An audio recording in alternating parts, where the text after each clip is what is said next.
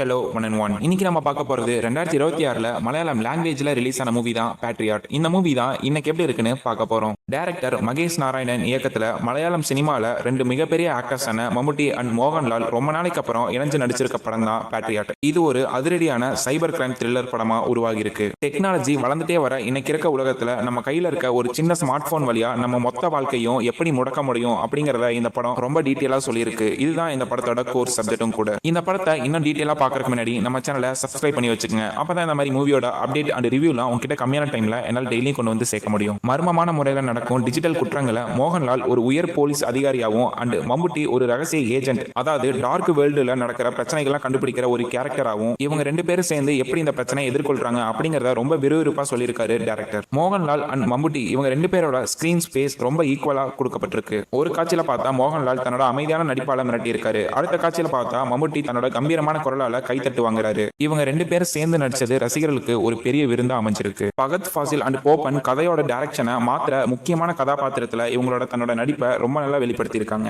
Nayanthara and Revathi இவங்க ரொம்ப முக்கியமான கதாபாத்திரத்துல நடிச்சிருக்காங்க. இவங்களோட நடிப்பு ரொம்ப நல்லாவே கொடுத்திருக்காங்க. டெக்னிக்கலா பார்க்கும்போது மகேஷ் நாராயணன் அவர்கள் வழக்கம் போல மிக நுணுக்கமான திரைக்கதையை எடுத்துட்டு வந்திருக்காரு. இதனால படத்தோட வேகம் எங்கேயுமே குறையாம போகுது. மியூசிக்னு பார்க்கும்போது சுதின் ஷியான் அவர்களோட பேக்ரவுண்ட் மியூசிக் படத்துக்கு ரொம்ப பெரிய பிளஸா அமைஞ்சிருக்கு. குறிப்பா சஸ்பென்ஸ் வர காட்சிகள்ல இவரோட பேக்ரவுண்ட் மியூசிக் நம்மள சீட்டோட எட்ஜுக்கு கொண்டு வர அளவுக்கு பண்ணியிருக்காரு. சினிமோட்டோகிராஃபின்னு பார்க்கும்போது சைபர் கிரைம் வேர்ல்டு அண்ட் வெளிநாடுகளில் நடக்கிற ஆக்ஷன் காட்சிகள்லாம் ரொம்ப தத்ரூபமா பண்ணியிருக்கிறது பாராட்டுக்குரிய விஷயமா இருக்கு. மோகன்லால் அண்ட் மம்முட்டி இவங்க ரெண்டு பேர்த்தோட காம்போ ரொம்ப நல்லா ஒர்க் ஆயிருந்துச்சு. இந்த காலத்துக்கு என்ன தேவையோ அதை படமா கொடுத்திருக்கிறது ரொம்ப பெரிய விஷயமா பார்க்கப்படுது. எதிர்பாராத திருப்பங்கள் நிறைந்த செகண்ட் ஹாஃப் ரொம்ப நல்லாவே இருந்துச்சு. டெக்னிக்கலா இந்த படத்துல ரொம்ப நிறைய விஷயங்கள் காமிக்கப்பட்டிருக்கிறதுனால சாதாரண ஆடியன்ஸ் இதை புரிஞ்சுக்கிறதுங்கிறது கொஞ்சம் ஸ்லோவா இருக்கும். ஃபைனலா இந்த மூவி யாருக்கு செட் ஆகும்னா, இன்னைக்கு இருக்க டிஜிட்டல் வேர்ல்டுல நம்ம எவ்வளவு விழிப்புணர்வா இருக்க வேணும் அப்படிங்கறத இந்த படம் ஒரு ரொம்ப பெரிய பாடமா நமக்கு சொல்லியிருக்கு. மலையாள சினிமாவோட தரத்தை இந்த படம் அடுத்த கட்டத்துக்கு கொண்டு போயிருக்குன்னு தான் சொல்லணும். அண்ட் இந்த மூவிக்கு நான் தர ரேட்டிங் 5க்கு 3.5. இந்த மூவியோட ரன் டைம் 3 hours கிட்ட இருக்கு.